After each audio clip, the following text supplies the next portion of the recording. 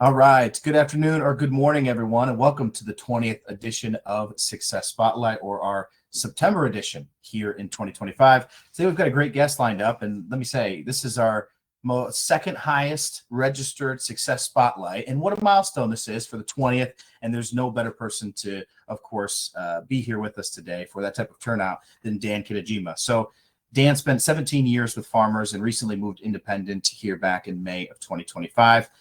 With a staff of 48 total employees, with 23 of them working in the office. His goal, of course, is to get to 60 at some point with a lot more sales traffic there in the office. But that team now is producing $1 million in premium a month with over 500 policies in addition to that. And what Dan and his team attribute that to is a strong marketing system, a proven sales training framework, and of course, a unique recruiting pipeline. So truly combining that old school hustle with the new school tech strategy. So Dan, I appreciate you so much for taking time out of your enormously busy schedule to be with us here for the next 45 minutes. I appreciate it, and welcome to Success Spotlight. Hey, thank you so much for having me, Nolan. It's always great to be able to communicate with you and the IdealTraits team. You guys have been a game changer for my agency. So anything I could do to be part of you guys' operation, I'm happy to be part of it. Yeah, and I appreciate that very much, and your support and your business over the years means a ton. So as we start, really every Success Spotlight, Dan, if you just want to give a little bit of background about, your story, why you originally wanted to start an insurance agency, almost 18 years ago, and sort of what has gotten you through from then to now. If you want to tell a little bit about your background, and we'll start from there. Yeah, sure. Well, I had a Honda Civic in college, going to Long Beach State, and I totaled it. It was completely my fault. I was a terrible driver. And I had an insurance company at that time. Well, I'll let you know, it's AAA. And that's the company my parents had. And they did a great job taking care of me. They actually, I think, overpaid. And I ended up getting a Honda Accord. So I was like, sweet, insurance works. I see the value in it. And at that time, I was selling sneakers. And I had a commission, it was a part-time job, it was a commission job selling sneakers. And at the job fair at Long Beach State, there was AAA there. They happened to be AAA. I was like, hey, I like this company. They took care of me. I went up there. It was like, hey, we're looking for sales agents. And I was like, perfect. All I knew coming out of college, I didn't know what I wanted to do, but I knew I wanted to be in a commission-based position because I made commission while I was in college. So I got my job there, and I was a call center, 3 years there. Fresh out of coming out of college, I was able to make money, and it didn't work out after 3 years. And part of it, I'll take accountability there too as well. Learning humility and things like that, and compliance is important. And my dad was an entrepreneur, and at that time, I was like, hey, you know what?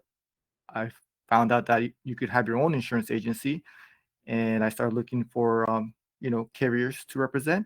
And at that time, Farmers was the most aggressive. It was the easiest to get started. Day one, I was already an insurance agency owner, and I started with Farmers. And 17 years later, I'm still an agency owner, so still the Kitajima Insurance Agency, so I'm still doing the same thing. Yeah, no, absolutely. And with the staff of, over 45, you must be doing something right, especially with the premium that's being brought in. So that's an awesome story, obviously, and understanding sort of the value of something can come in very unique ways at certain points, right? And your story is, of course, a perfect example of that. Now, of course, your agency, since starting it, again, almost 18 years ago, has gotten to a point where, again, you have the staff that you have now and the premium that you're bringing in a month. So when building out that sort of recruiting framework, I mean, what is, when it comes to creating a job ad, that usually, of course, the starting point in any recruiting process, how did you determine what needs to be there in order for you to create an attractive opportunity for good qualified people that can produce the type of premium that your agency is producing today? Yeah, so I think when I worked at AAA, I sort of understood like what good producers are worth. So I started wanting to work from the top. Like, okay, if I had a great producer, this company is paying this person this much amount. Yeah. So I've always strived like, okay, my top producer should be making a certain amount. So even before when I was doing that, I was like, hey, this job will pay this much. And then it's a lot better when I can say now that, hey, a top producer is making this much. And to recruit those type of sales agents, I think that's one thing I want to be transparent about is like, hey, you could make this much, or people are making this much. This is the range here. The top is this, the middle is this. And so I think just letting them know straight out, like, this is what I expect people to make, like, and what can be made. That is something that I like to put way near the top.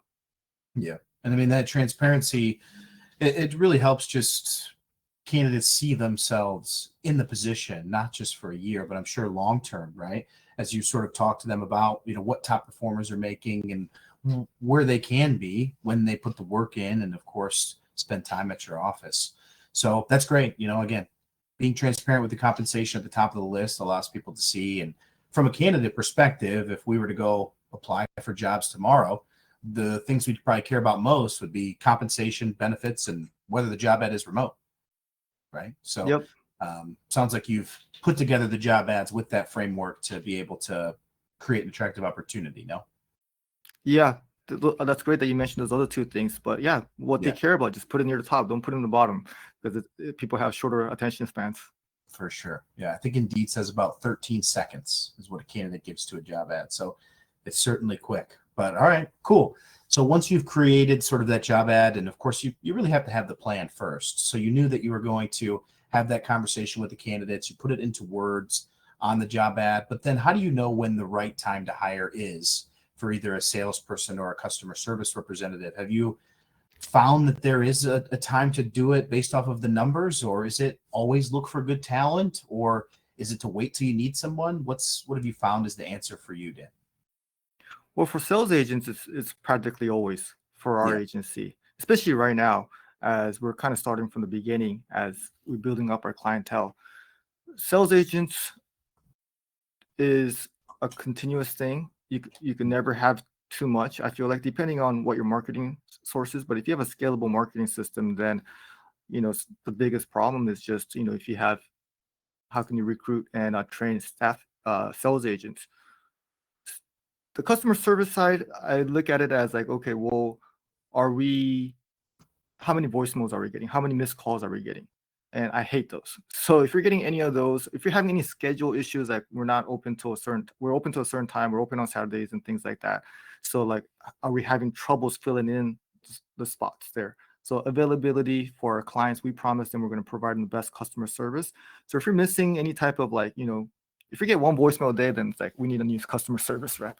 Sure. So I wish I had more of a formula. That's something I was working with, is like how many policies, how many customers, and how many CSRs we need. That's something I'm working on. So I wish I had a better answer. The sales side too, it just depends on the agency situation and how aggressive you want to be. But the way I look at it is, you always want to keep looking, and the more you look at, the better candidates you're going to find. So you really don't want to be in a situation where you're just talking to one person or two people and hiring one of them. You want to be talking to like multiple people and only hiring one out of 5 or even 10. Then you're like really getting better candidates that's joining your team. So it takes a lot of work, but for that reason, you always want to be doing it. Yeah. And I mean, that's great advice. And a lot of duplicate advice there. We heard Bo Vincent talk about hiring candidates that you want versus candidates that you need. We heard Brian Scott talk about hiring in multiples. Seems like the same way saying the same thing a different way, right? In terms of making sure that you have options, so then you don't really back yourself into a corner, which is fantastic. And I think the more options, the better when it comes to it. But Dan, we did receive our first question here from David. He says, how many sales agents do you have currently, and what are the activity expectations for those folks? Yeah, we have 23 licensed agents, all in-house here. And the expectations is for them to do 5 quotes per day. So 5 quotes meaning 5 new people per day, like not follow-ups or not, 5 brand new conversations where you actually present the price and you actually go for the close too. They have to be on the phones at least 2.5 hours per day. And those are the expectations for activity-wise. We'd like them to get 2 sales per day too. So we call it a win the day ratio. So if you get 2 sales, you already automatically won the day. But if you don't get 2 sales, then you have to do 5 quotes and be on the phone 2.5 hours. 5 quotes, 2.5 hours, or 2 sales. But sure the perfect world is they get all three of them achieved, right? Yeah. Yeah. Well, or- yesterday, multiple agents were on the phone over 5 hours. We had a really busy day, and agents did 17 quotes yesterday too. So it's definitely possible. Then if they go a certain amount of days without wins, then they have redirection meetings. So we really want to not have bad behavior continue on for more than 3 days. So they'll have a redirection meeting with the agency manager as soon as it gets to 3 days in a row where they don't hit those expectations. Yeah, for sure. Got it.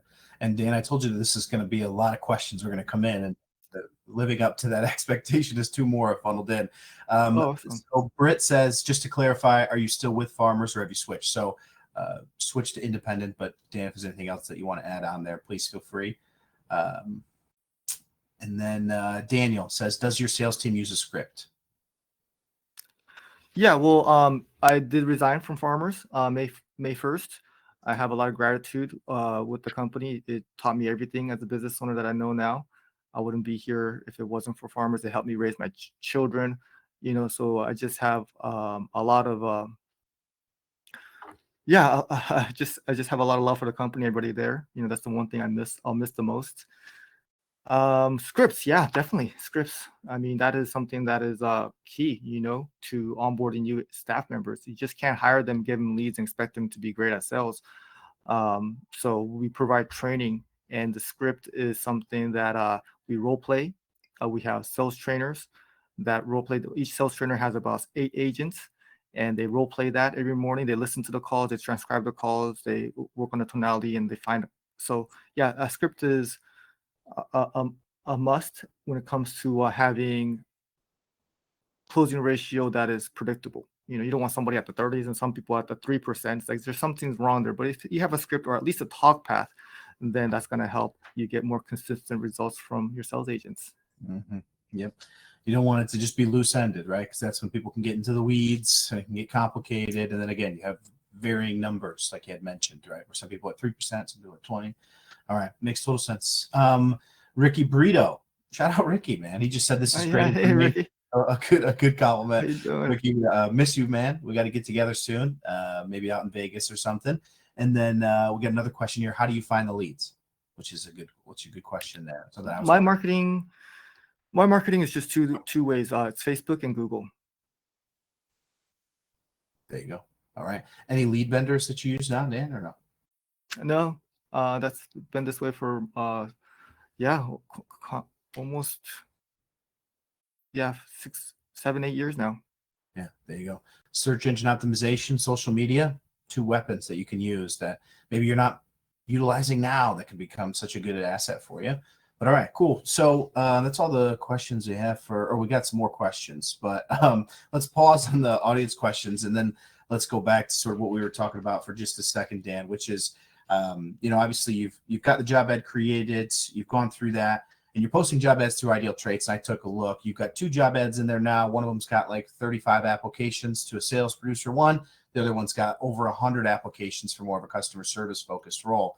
But anything outside of IdealTraits that you're doing in order to generate candidate traffic, right? You just spoke of the importance of generating leads through Facebook and Google. So are you using social media at all in your recruiting, or anything unique within the referral landscape that you'd want to mention too? Yeah, 2 things there. So I do run social media ads for recruiting, and that's just Facebook. So letting people know they can see the office, and it's a great way to let people know what our agency is, besides just looking at a copy. So you can just see the pictures, they can see me, they can see the staff. It's almost like testimonials of my staff saying what it's like working here. So Facebook ads work well with recruiting. But the other thing that works even better than that, and is really the game changer when it comes to how we have qualified candidates coming in the door, and our success with recruiting this year has been employee referrals. And with employee referrals, if you don't mind, Nolan, going a little bit deeper on this. Sure. Yeah, please. The best way to incentivize or change employee behavior, like you want a referral from an employer for staff, like that's so great because they believe in that person. A lot of times they're in the industry already. You have a little bit more trust in them because you're just hiring from an imperfect world. and at least you know that your current staff believes in your core principles and they feel like this person would be a good fit. That's great. Also, the referral person is also already hearing about from firsthand, like, hey, I'm making this much, this is the culture here. So there's mutual trust. So the employee referrals are just, it's almost all our hires this year.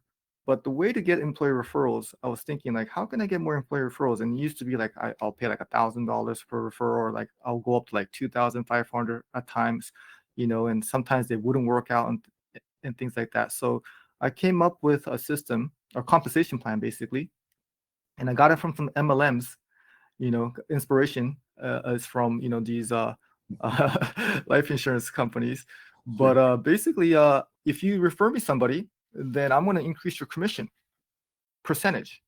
And for top performers, that's a pretty big deal. And that's not like a one-time thing. That's for as long as that person you referred me is working at our agency. And that really makes them more invested in, like, hey, let me not only refer them, but also retain them and help them become successful, because they'll do well as well. And some of them have referred multiple people, and those referrals have referred me multiple people. And that's just kind of how our agency has grown. And yeah, one person that we hired has referred me, and this person used to work at a large call center. Mm-hmm. And I kind of feel bad telling this story because we've now hired like 4 people from this call center, but this has happened to me in the past. So, it kind of goes back and forth. I've lost one person left, and then that person took away, people from my agency, all in a span of 1 month. That was a brutal month. But so, yeah, it's a great way where people with experience, they already have industry knowledge, they already are licensed. And the first day, we just practice our script and our CRM. The second day, they're already binding policies. So it's been a great game changer. One guy that it was a referral, he wrote over 100K, over 40 policies in his very first full month. And these hires are just absolute game changers for our agency. And that's what makes me very excited about. It used to be where I would hire somebody, there'll be a CSR, 6 months, get them a license, and the process would take so long for them to become producing agent. So it really made a big difference of being able to find licensed agents. The best way to find them is your own staff members. Mm-hmm. Yeah. And I mean, generally when I talk to agents too, they'll say, the problem with the referrals is that the well can sometimes run dry. And I think that everybody's been in there at some position, right?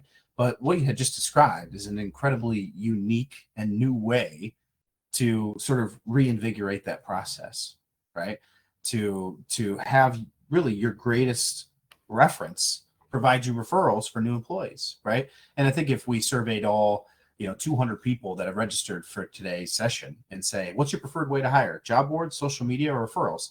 I think 95% would say referrals, I think, right? So then at that point, creating a plan like that allows it to happen. But I think it's important to note too that you're using social media and the job boards in addition to that referral program, and not just put all your eggs in one of those baskets, right? Yeah. Which probably has led to a more diverse candidate pool in terms of, I'm getting referrals, I'm getting people I've never talked to before, and then maybe some folks I've interacted before that follow my social media. But have you found that it produces, obviously gives you just more options in general, but a more diverse candidate pool too as well? Yeah, just more the better, and that's where IdealTraits is the game changer there, because even if it's a natural referral or employee referral or from social media or from job boards, you just aren't gonna be able to understand what they're really like or what role is better. Because other than the sales agent, we have customer service, we have marketers, we have sales trainers, we have administrative assistant, we have compliance. These are such different personalities. Some we talked to a guy who's like, I just love making calls. I like making 300 calls. Like, okay, like that's you don't find that it's and another person's like, I just love making sure the VIN number matches the application with the and then like auditing the policies, and that it's like everybody's so different. That's where IdealTraits really helps me understand what role we know almost better than them, what role they should be at our agency. So when you're hiring for multiple positions, but if you're looking for a certain position too, let's say for sales, it just helps us do the screening there and just get to a point where, okay, let's move them on to the next stage or not. Sure. So when you want to talk to a lot of people, that's where IdealTraits really helps.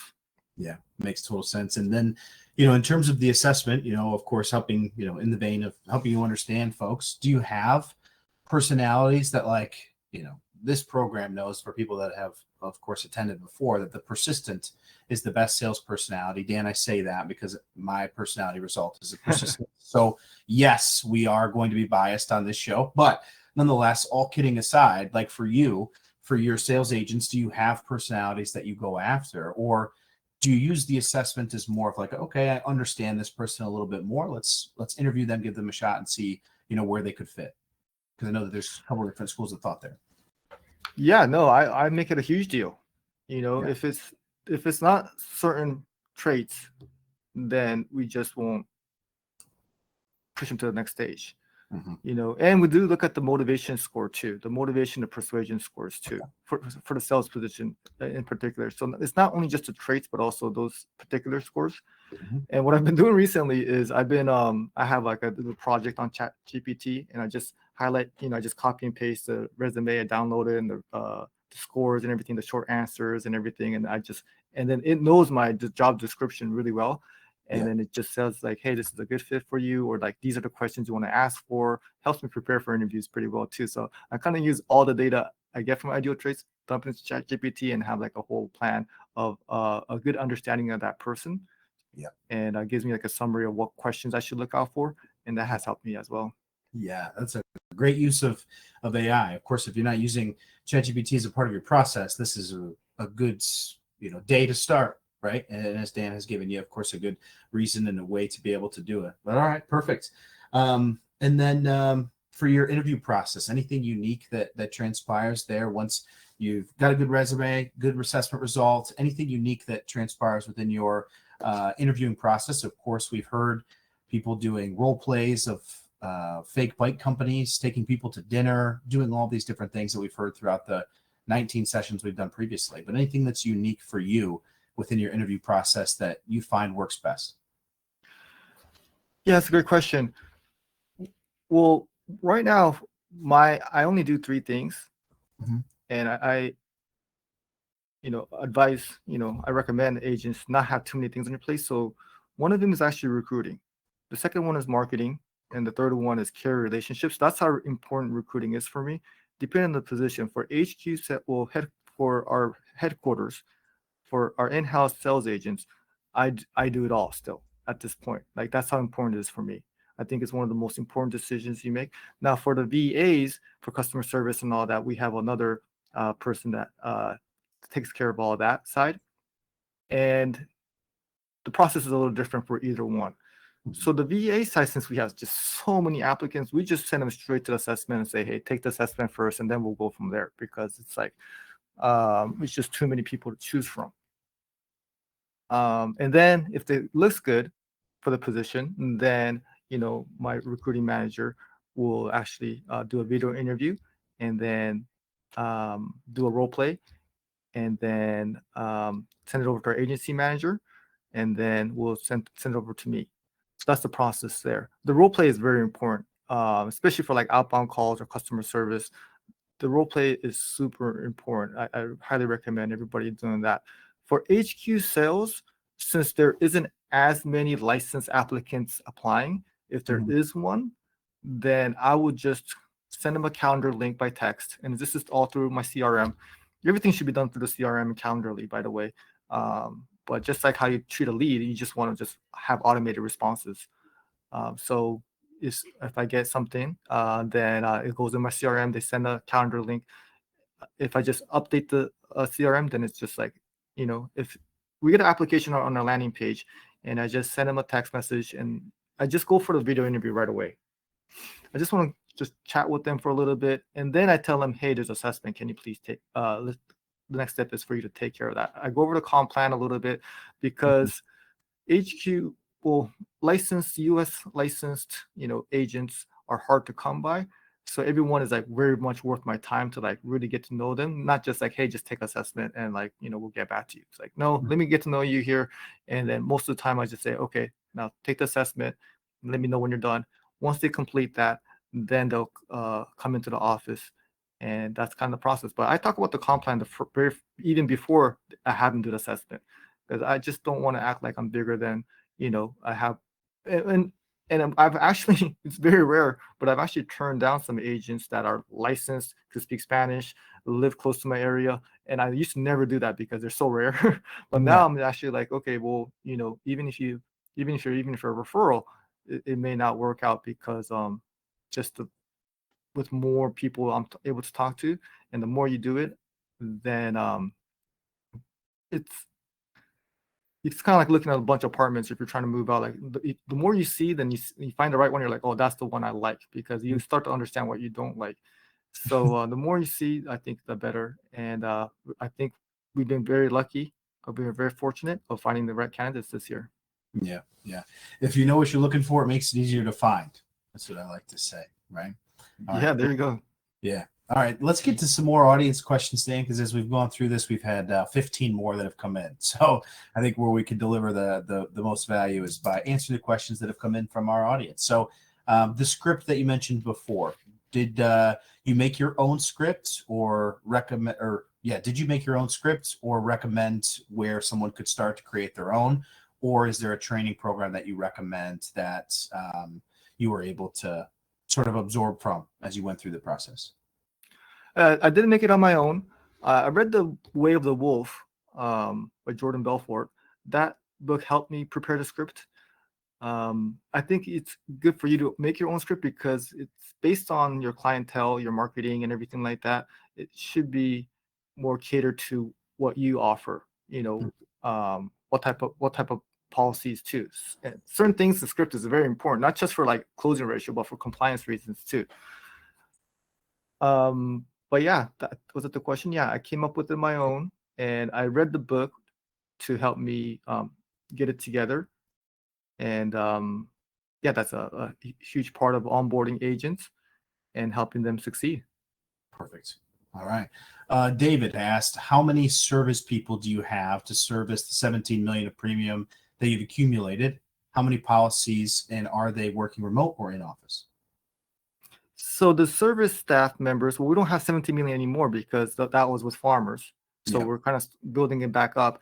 Right now, we have about 5,000 clients, and we have 13, 12, 11 to 13 customer service reps answering phone calls. Perfect. All right. What sales trainers do you hire them? The sales trainers, do you hire them from within? Yeah. So do you promote the sales trainers, or do you hire those people and have them just start as sales trainers? I have them start as sales trainers. Okay, because one of the things with sales trainers, they don't have to be licensed to be sales trainers. Okay, so if you're licensed, then I want you to be selling. And sales trainers, they could be from different country. So the sales trainers, that's their only job. They use AI, transcribe the calls, listen to the calls, chop parts of the script. Hey, this part, let's listen to. We want to have them listen to their calls together, not the whole conversation, but like, hey, this part here, hey, the way you asked for the close, let's listen to this, and they'll listen to it, and they'll like, yeah, that didn't sound good. It's like, okay, let's try that part again. So it's all about role playing, but only role playing the specific part of the script they need help with. Okay, hey, say that a little bit slower. Like, can you sound a little bit more curious? Like, can you sound like you care a little bit more? And it could be the intro. In any part of the script, we have the intro, info gathering, coverage, asking for the sale. So, and then we have data, and AI does a great job of just grading those calls too. So we know each agent which part of the script they're weak at, and we just practice that part till they get better. Excellent. Perfect. What's your Noor wants to know, what's your budget for marketing campaigns? I know we talked about Facebook and Google. Do you have a specific budget that you use for either of those or in total? Yeah, right now it's about 40K a month. Which is I'm pretty happy with. I'm willing to go higher. That's not the problem that I have. The constraint that I have is not the marketing. The constraint I have is how many producers can I find and train and get to a point that they're good. So I want to spend more, really, because it's better for the long-term outlook for the agency. The bigger challenge is finding people and training them. Yeah, 100%. All right, very cool. So Carla Ramirez, she has 2 questions. She said, hi, and love Dan, by the way. So that's the Hey, first Carla. one. Carla, big fan. And then she Yeah. asked if you're comfortable with sharing this, Dan, is the starting salaries for producers and commissions and whether or not you pay on renewals. Okay, great. Well, yeah, it's great that Carla is such a great agent, is asking me questions. So there's a lot we could learn from her, and I have personally learned from her. But yeah, the base pay is $18 per hour. Okay, you get that no matter what, not a draw or anything like that. So you get that no matter what. And it's percentage off the premium, and that's tiered. So depending on what level you're at, so it really is low in the beginning, because if you're not selling 20K per month and it's 2%, then 30K and under is 4%. At 40,000, then it goes to 7%. So it's a pretty big jump there from 4 to 7%. Over 50,000 is 8%, and over 75,000 is 8.5%. And then there's also that employee referral. So some agents get a 0.5% more or a full percent more. And then in California, we also have broker fees, which is actually a pretty big part of the revenue. So agents get actually commission off of the broker fees too. So there's 3 ways to get commissions. But yeah, I always believe like a top producer should be making north of 10,000 a month, and that's something that we're able to do consistently our agency. And no renewals, so it's all new business focus. We have a whole customer service team to handle the servicing, so the agents have the option to service them or not. But I do really want them more focused on taking inbound calls and doing follow-ups and things like that. So their role is really hyper focused in just selling and not servicing, and for that reason, there's no renewal commissions. Yep. All right. Great.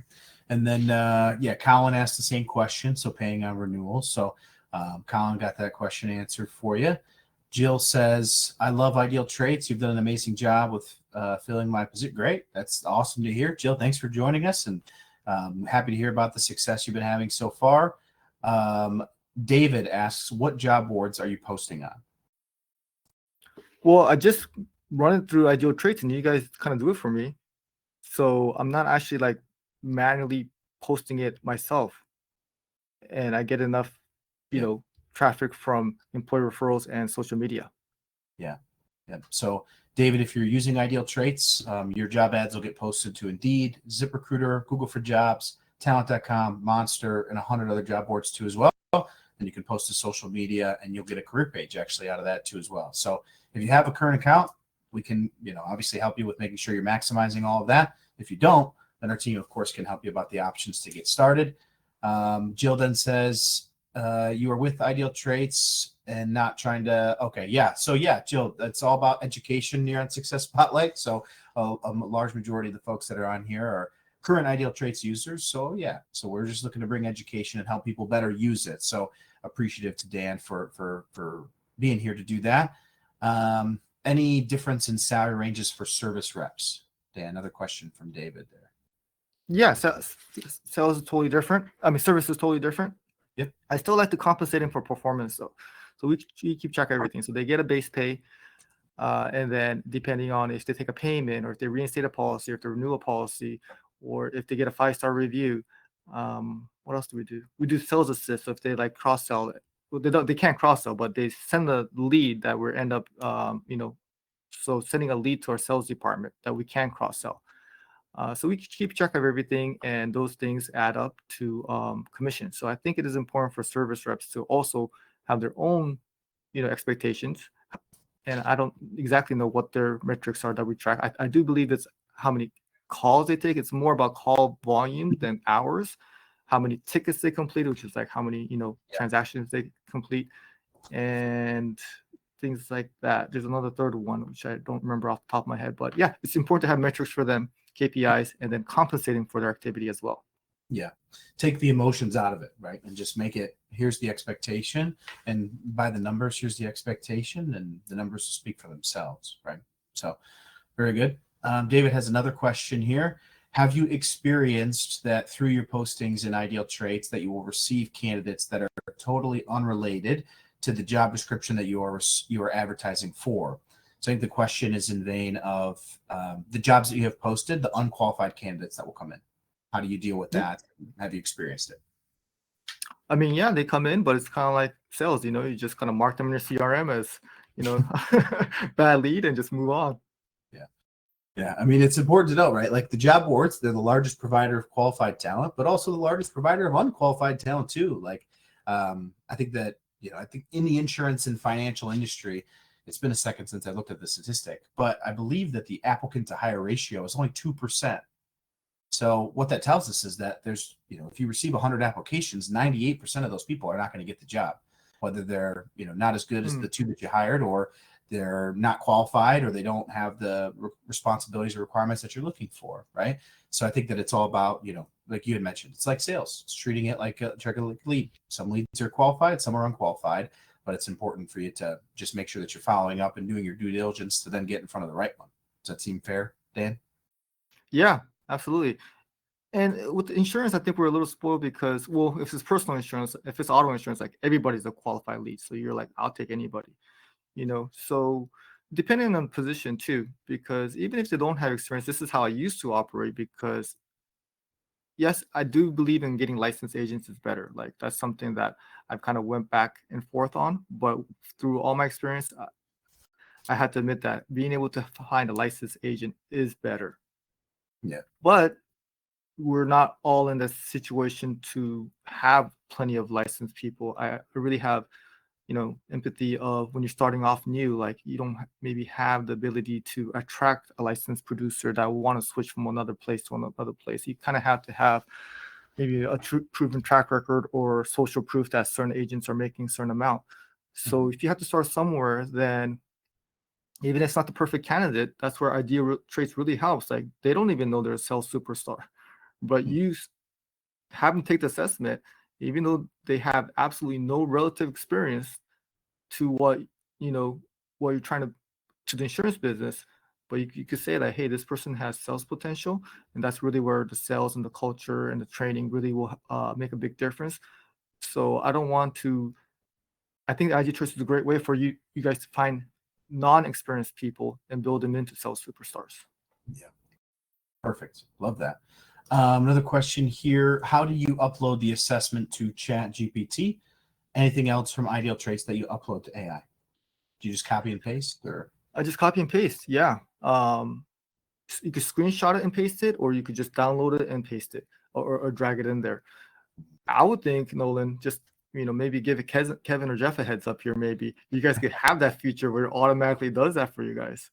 Where like you put your job description there and what you're looking for. You could even go a little bit, it's automatic prompting, and then it actually tell you like, hey, this is a great candidate, like, but these are the questions you should ask, these are the concerns, because ChatGPT will do all that. I mean, I just thought of it right now. I will say that I neither can confirm nor deny that an AI interview builder may be on the way. So, oh yeah, you guys are way ahead of me.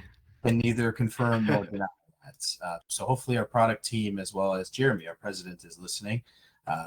Can, again, neither confirm nor deny. But anyways, all right. Yes, maybe coming soon. But anyways, all right. So next question here. Who are your carriers as an independent agent? That question comes from Tawanda. Well, my top 3 carriers are Kemper, Aspire. Aspire is California specific. They just moved out to Arizona just recently, and then National General.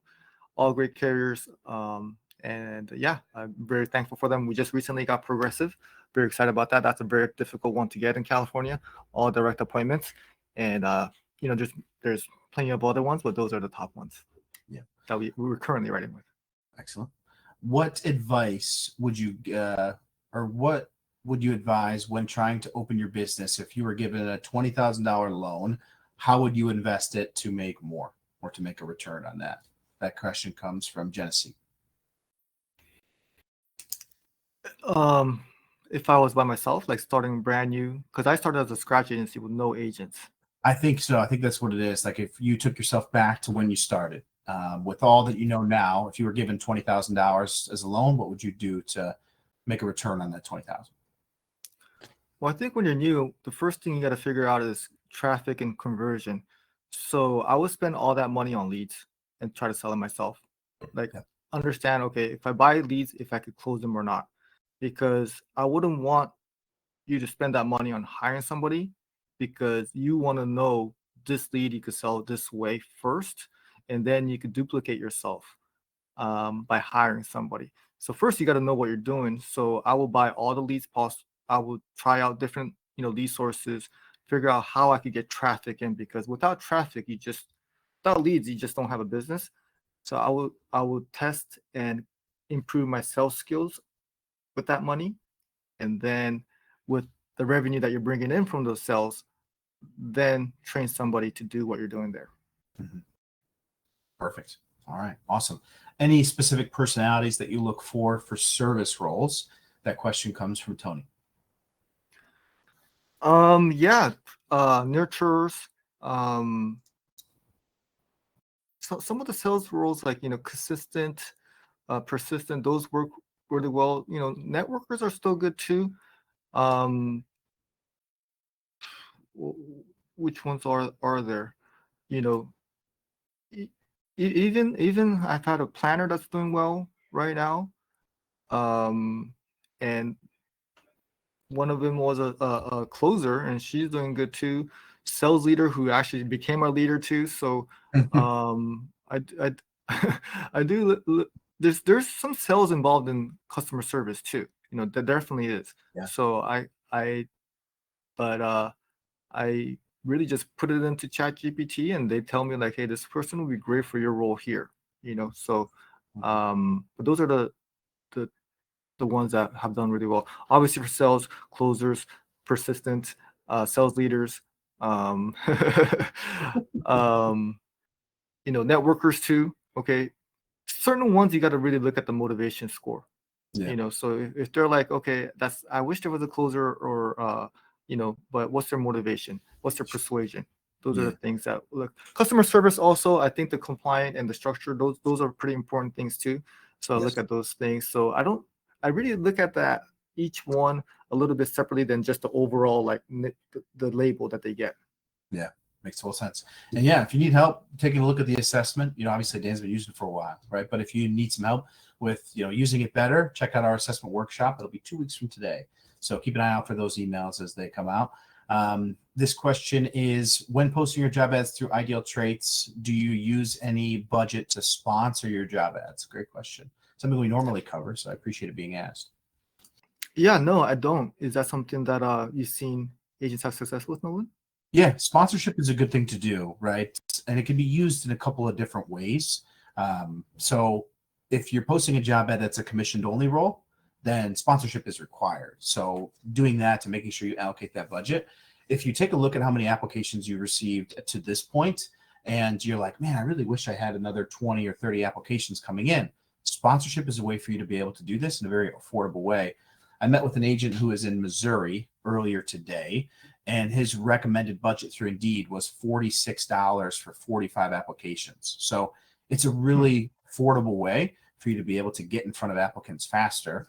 I know we've covered this on past sessions before, but if you haven't sponsored your job ad or haven't created an Indeed account before, you are eligible for $100 credit. So I am going to put that in the chat too for you guys, which again, we segue to a really good conversation. Indeed, I'll put it in here as the Indeed $100 credit. So then for those of you that haven't had an Indeed account before, you can go through that form. You can take advantage of that promotion that Indeed has running. And then also too, next week. So you guys should see that Brandy's been doing our webinars, talking about polls, talking about workflows, texting, all these different features that are new to IdealTraits in the last year or so, that a lot of them are underutilized so far that can make your lives a lot easier. But next week's feature and focus is actually with our Indeed representative. So if you have questions for Indeed, want to better understand how their algorithms and their systems work when your job ads are posted, I'll put it here in the chat too as well under Indeed webinar. But yeah, I mean, sponsorship is a good thing to do. It's the way I like to describe it is it's always going to help you and never going to hurt you. It's just going to get you in front of more people. It's just going to open you up to more options to consider. And again, when we talk about hiring from a position of strength. They're hiring candidates you want versus what you need. Or as Dan had mentioned it, have options, right? Don't just talk to one or two people, talk to multiple. This is just going to better your chances of finding the right person. And it's going to help you take a little bit of the emotional side out of it, right? By having more options, you can look at it from a more logical perspective with, of course, also using the assessment and other tools within Ideal Traits. But yeah, if you're not getting enough applicants, sponsorship is a really good way to change that narrative within, like if you sponsor your job ad today, if you went back and looked at it Thursday or Friday, you probably have 10 to 15 resumes to look at, right? So it's a really good thing to do to help get in front of people fast. But yeah, I know that, Dan, you have some remote job ads posted too. So I'm sure that that's helped you get in front of candidates faster as well, right? So for those listening, another way to get in front of candidates faster is to also consider remote hiring. Typically, building out a remote framework can be harder than just sponsoring your job ad for $50 for 30 days, right? But what's been your experience with remote hiring, Dan? Did you feel as if you had to do anything? Like, what do you think is most important for people that would consider hiring remotely, if that's just would help them get in front of more candidates? Well, for remote, it's the social media too. So for remote, I've usually leveraged the social media, run job ads in different countries, and just send them straight to Ideal Traits. So we have a flow that goes that way. But for your point there, I think I was just thinking about it. Just like leads or sales, like, if you want to get more sales, you got to get more leads. And I feel like if you want to get more recruits, then you have to get more candidates, and both cost money.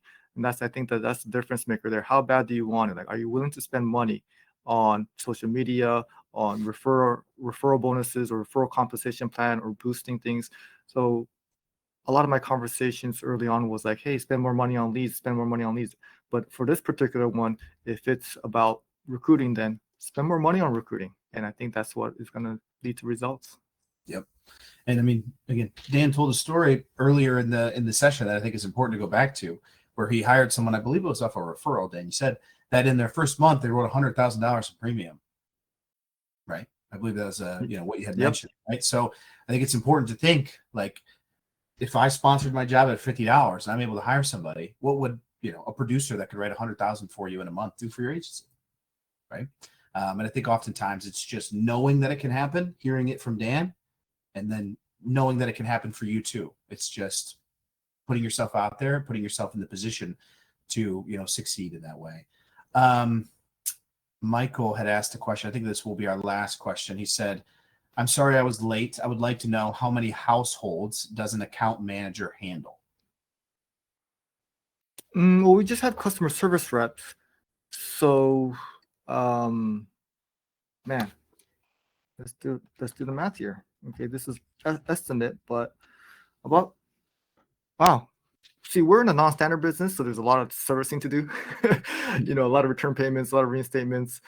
So it's about 400 policies per staff members we have. So, but the thing that I go back to is that we just don't want to have any missed calls. We don't want to have any voicemails. So that's kind of the metric I use. Or if they call during business hours, we're not available, or we don't have enough people filling on the Saturdays.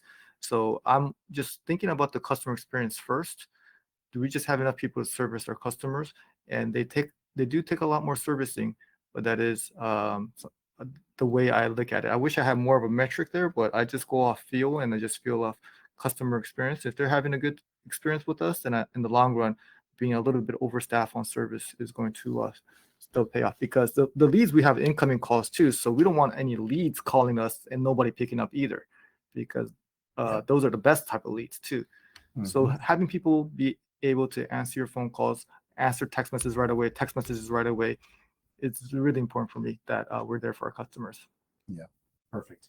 All right, cool. Well, Dan, the last question I have for you that we end every Success Spotlight episode with is, what's the one piece of advice you would give to the folks listening here that they should start implementing within their recruiting process, if they're not already, starting today?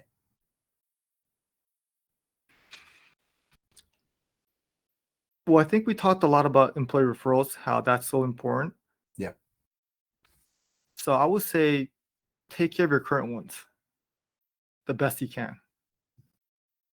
The staff members you have, sometimes we're always looking for the new ones, but you forget the ones you already have.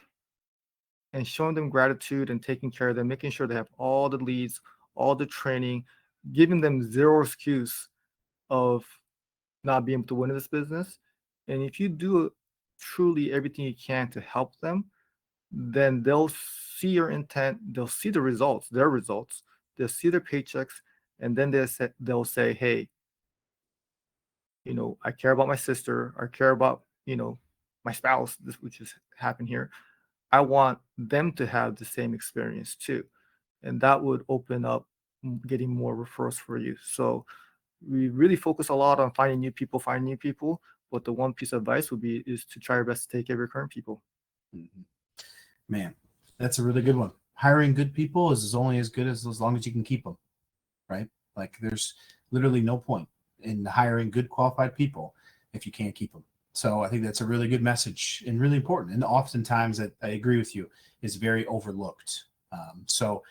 Dan, I appreciate you again for joining and sharing a lot of wisdom. I know that when we were talking during our prep meeting yesterday and 15 minutes before we started today's session, one of the things you said several times was, hey, we need to figure out how to just bring the most value to the people that are there, right? And I think that we did that. We had over 30 questions that were submitted, and a large portion of the session was answering those. So I'm glad that for all of you that attended, we're here to ask questions, and hopefully we're able to deliver good answers that can help you start improving your hiring process starting today and moving forward. So as always, anything that you need from us here at Ideal Traits, if you're struggling to get applicants, if you need help understanding more about the assessment, if you want to be better about using texting or video interviewing or workflows, or interested in starting our new employee retention program within Pulse, please reach out to us, let us know. That's why we do these sessions, again, for education, right? So, and also too, this is a milestone for us. Again, this is the second largest attended Success Spotlights since we've been doing it 20 months ago, almost 2 years. So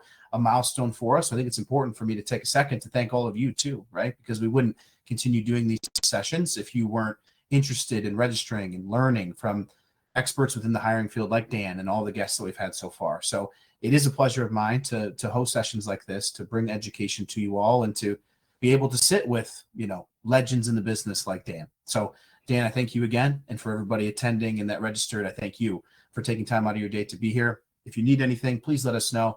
But thank you again, Dan, for being here. And we'll see you next month for our 21st edition of Success Spotlight. Take care, everybody. We'll see you.